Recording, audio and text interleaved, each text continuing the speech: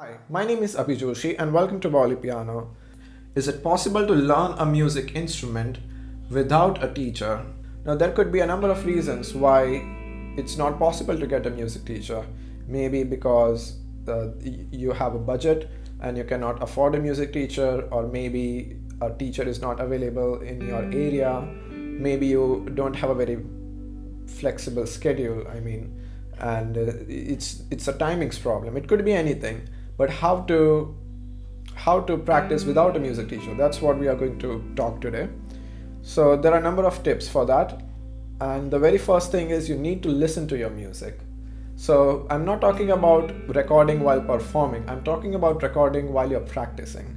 So when you're practicing, a lot of times you are going to make mistakes which you won't be able to figure out while playing, but while listening, when you will have your 100% attention on just listening, not on thinking of the notes or the rhythm and other aspects. You will be just focused on listening, and you will have a very fresh perspective. You will be able to figure out some mistakes that you couldn't while you were practicing. Because while you're practicing, you're thinking of a number of things like what are the notes, where do I have to go next, and where's the next jump, and what's the next note. So in that process, a lot of times we are not focusing on our own sound. So it's very important to record yourself and listen to yourself while practicing. Second thing, okay, I have written my points over here. So second thing is having a very reliable source. So a lot of times people go on YouTube and follow some random YouTuber or something. That's okay, that's good, as long as you are sure that the person really knows what he's doing and he's qualified for that. Because on YouTube, anyone can put up a video.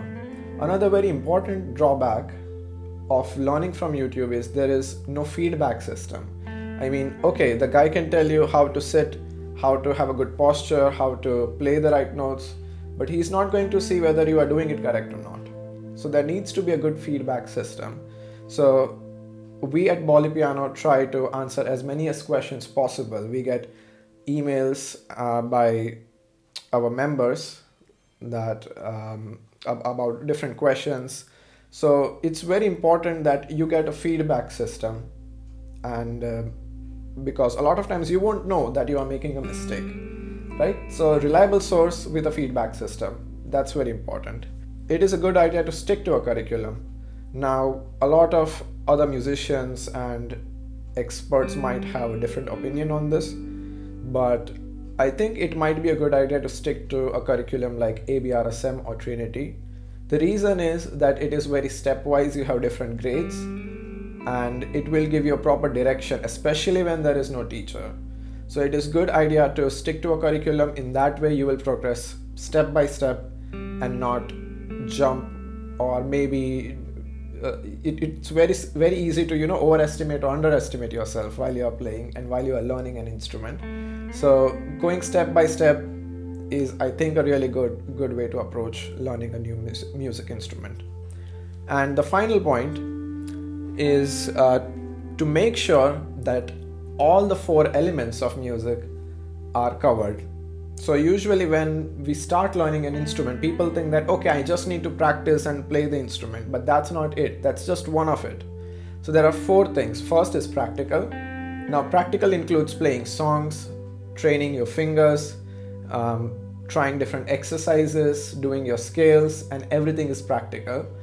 So people think that this is the only thing. Well, this is one of the important things.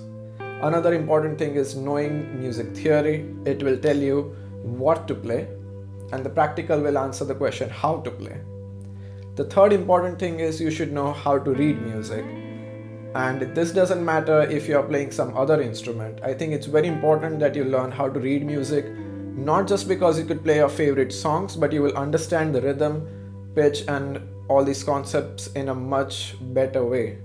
So learning to read music, third important thing. And the final fourth is having good oral skills. So oral means you have to listen and figure out stuff, right? And it requires a lot of training. And we as in the Bollypiano team, we are planning to even make courses for all of these things like oral practice, practical, theory, etc. So all in all, these 4 points that I just mentioned in this video are very important if you want to progress without a music teacher. So all the very best.